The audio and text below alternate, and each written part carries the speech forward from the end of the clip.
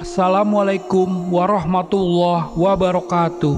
Sahabat kalbu yang Allah cintai, kisah kali ini menceritakan, benarkah Nabi Ibrahim pernah berbohong 3 kali? Untuk tahu keseruan kisahnya, tonton video ini sampai akhir.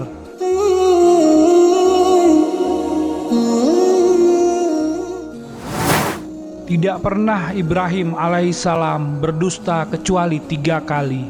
Sabda Rasulullah riwayat Al-Bukhari. Sang Khalilullah juga mengakuinya saat ada manusia bertanya meminta syafaat dari beliau. Nabi Ibrahim berkata, "Sesungguhnya aku pernah berdusta 3 kali." Jika benar Nabi Ibrahim pernah berdusta 3 kali, seperti apa kebohongan beliau?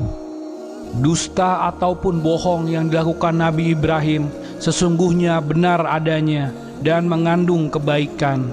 Tidak satu pun perkataan beliau yang bermakna sebenar-benarnya kedustaan ataupun kebohongan, melainkan sebuah tauriah. Berikut 3 kisah Nabi Ibrahim ketika berbohong. Pertama, perkataan Nabi Ibrahim ini bahkan tercantum dalam Al-Quran.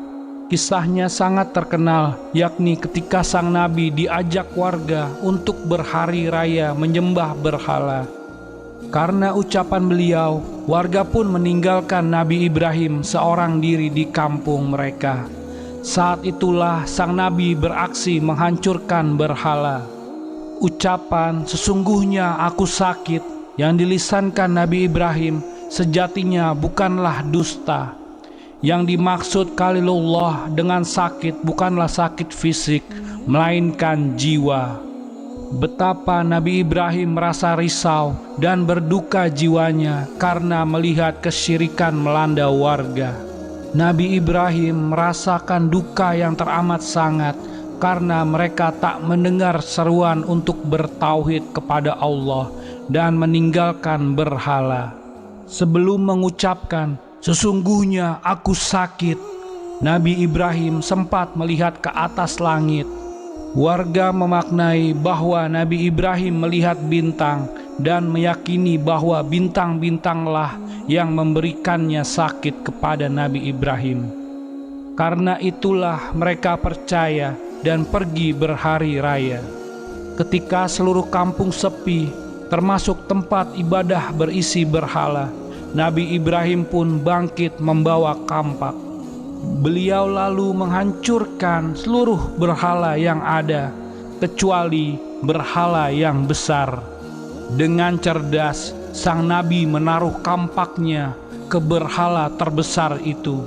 Ketika warga kembali dari hari raya, mereka terkejut dan histeris melihat patung-patung Tuhan mereka hancur berserakan. Mereka pun melihat hanya tersisa 1 berhala besar dengan kampak di tangannya.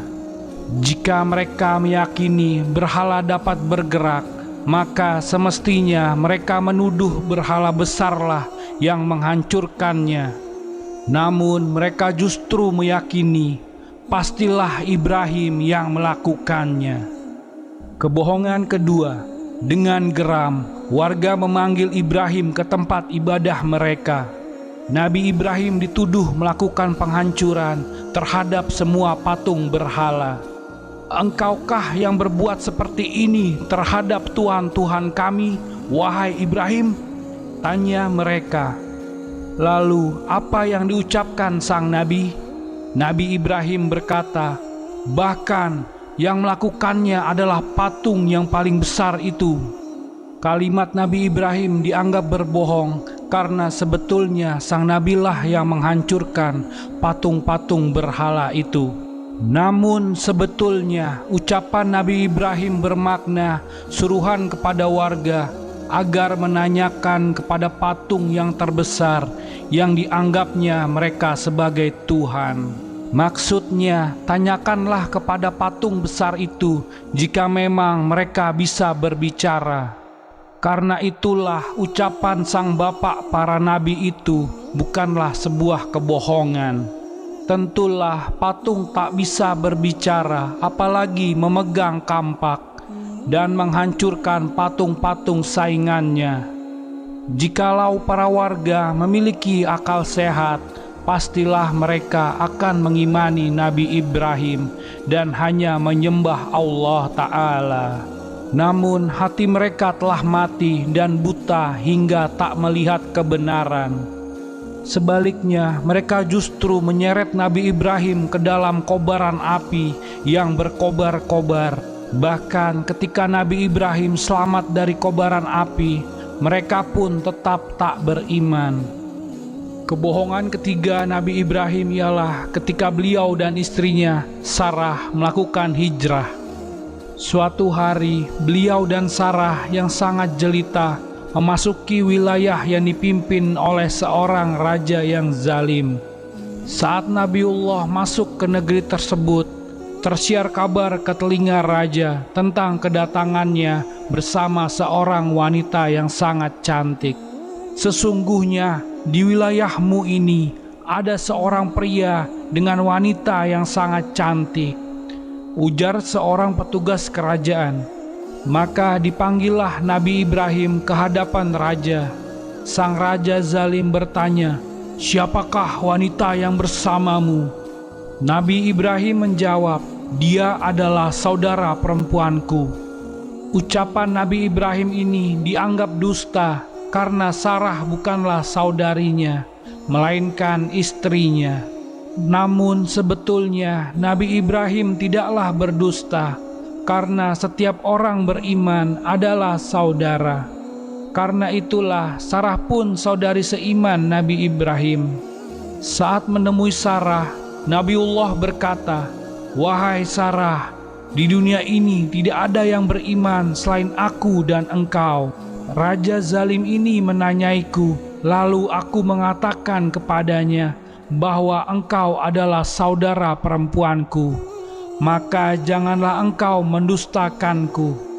Nabi Ibrahim mengatakan Sarah sebagai saudaranya karena tahu betul maksud sang raja. Jika ia mengatakan Sarah adalah istrinya, maka sang raja akan membunuh Nabi Ibrahim dan menculik Sarah. Karena itulah Nabi Ibrahim mengatakan Sarah adalah saudarinya dengan harapan pertolongan dari Allah. Pertolongan itu pun benar nyata. Saat Sarah dibawa paksa ke istana, sang raja tak mampu menyentuh Sarah sedikit pun.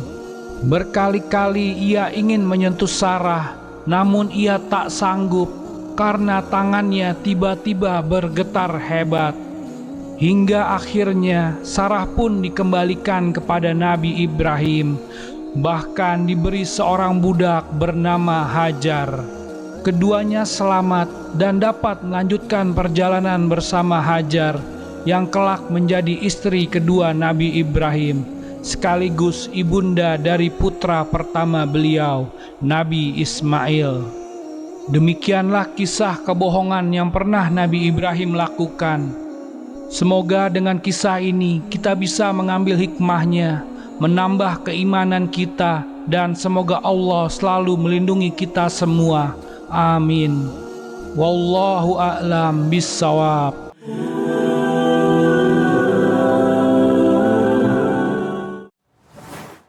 Terima kasih sudah menonton.